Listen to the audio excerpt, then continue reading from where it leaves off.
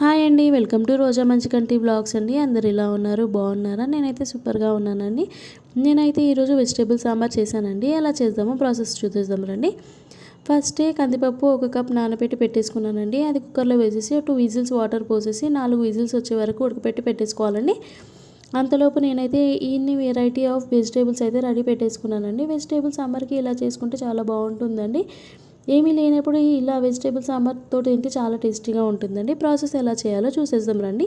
Stove వెలిగించి బాండీ అనేది పెట్టేసుకోవాలండి.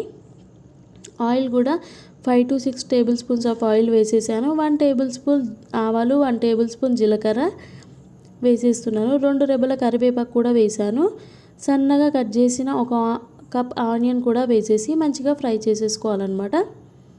దీంట్లో 1 కప్ క్యారెట్ వేసుకున్నాను, 1 కప్ దొండకాయలు, 1 కప్ లేడీస్ ఫింగర్, 1 కప్ ఆలూస్ కూడా వేసాను, 1 కప్ మునక్కాయ, 1 కప్ సొరకాయ కూడా వేసాను. ఇలా మంచిగా మిక్స్ చేసేసేయాలన్నమాట.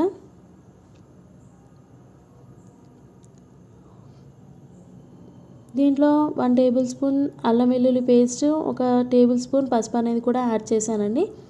ఇలా మంచిగా కలుపుకోవాలి. ముక్కలకు కూడా పసుపు అనేది అల్లం వెల్లుల్లి పేస్ట్ మంచిగా పడుతుందన్నమాట. ఒకసారి మూత పెట్టి పెట్టేసామండి. ముక్కలకి ఫ్రై అవుతుంటాయి. ఇప్పుడు 2 టేబుల్ స్పూన్స్ ఆఫ్ కారం వేసాను. 3 టేబుల్ స్పూన్స్ ఆఫ్ అయితే సాల్ట్ అయితే యాడ్ చేసుకున్నానండి. గల్లుప్పు అయితే వాడాను. 1/2 టేబుల్ స్పూన్ ధనియాల పొడి, 1/2 టేబుల్ స్పూన్ జీలకర్ర మెంతుల పొడి అయితే వేసానండి. ఇవన్నీ ఈ టైంలోనే వేస్తే ముక్కలకి చక్కగా పడతాయండి. స్మెల్ కూడా బాగుంటుంది, ఫ్లేవర్ కూడా తెలుస్తుంది అనమాట. మనకి ప్లేట్ ఇట్లా ఒకసారి క్లోజ్ చేసేసుకోవాలన్నమాట. ముక్కలకు మంచిగా పౌడర్స్ అన్నీ పడతాయన్నమాట. చూడండి ఈ విధంగా. చూడండి ఇప్పుడైతే నేను కందిపప్పు దాంట్లోనే చింతపండు రసం కూడా యాడ్ చేసి పెట్టేశానండి. అది కూడా దీంట్లో వేసేస్తున్నాను. మనకు చిక్క కావాలా పలుచగా కావాలా ఎట్లా కావాలో చూసుకొని మనం వాటర్ అనేది కూడా మనం యాడ్ చేసేసుకోవాలన్నమాట. నేనైతే యాడ్ చేసేసానండి. చూడండి ఇప్పుడు సాంబార్ కూడా మరుగుతుంది కదా, ఎంత చక్కగా కనిపిస్తుందో చూడండి. వెజిటేబుల్స్ అన్నీ కూడా ఒక దగ్గరికి వచ్చేస్తున్నాయి. ఈ టైంలోనే సాంబార్ పౌడర్ కూడా యాడ్ చేసేసుకోవాలండి.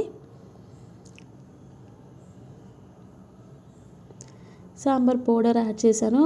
1 కప్ పుదీనా కూడా వేసానండి. పుదీనా వేసే ఫ్లేవర్ అనేది చాలా బాగా వస్తుందండి. మరిగే టైంలోనే పుదీనా అనేది వేయాలన్నమాట. చూడండి ఇప్పుడు మరుగుతుంటేనే నాకు చాలా ఫ్లేవర్ ఇట్లా మంచిగా వచ్చిందనమాట. మీరు కూడా ఒకసారి ఇలా ట్రై చేయండి, షేర్ చేయండి, లైక్ చేయండి. ట్రై చేసి ఒకసారి కామెంట్ బాక్స్లో చెప్పండి సాంబార్ ఇలా ఎలా వచ్చిందో కూడా.